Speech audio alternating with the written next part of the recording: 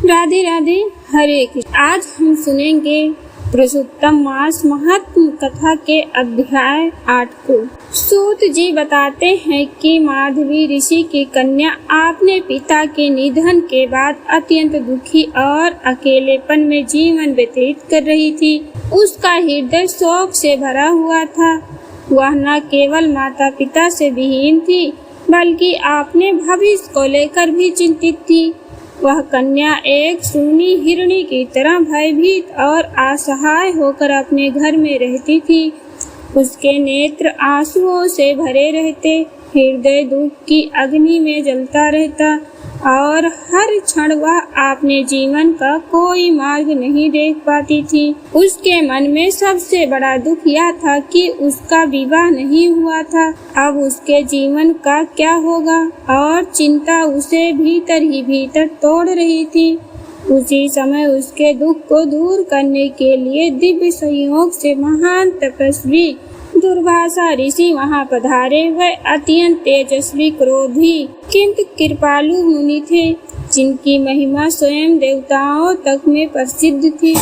उन्हें देखकर कन्या के मन में आशा की किरण जागी। कन्या ने अत्यंत श्रद्धा और विनम्रता से दुर्वासा ऋषि का स्वागत किया। अर्धपाद और वन में उपलब्ध फल फूल से उनकी पूजा की। उसने उन्हें प्रणाम करते हुए कहा कि आज उसका जीवन धन्य हो गया, क्योंकि एक महान संत उसके द्वार पर आए हैं।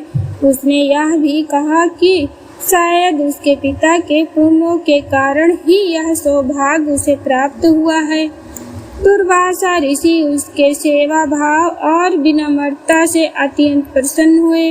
उन्होंने उसे आशीर्वाद देते हुए कहा कि वह एक श्रेष्ठ कुल की धर्मपरायण और पूर्ण आत्मा कन्या है। उसके पिता का तप सफल हुआ, जो उन्हें ऐसी कन्या प्राप्त हुई। तब कन्या ने अपने हृदय का सारा दुख उनके सामने प्रकट किया। उसने कहा कि वह अनाथ है, उसका कोई सहारा नहीं है।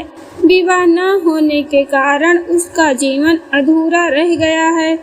उसे यह भय सताता रहता था, यदि शीघ्र विवाह न हुआ तो उसका जीवन व्यर्थ हो जाएगा।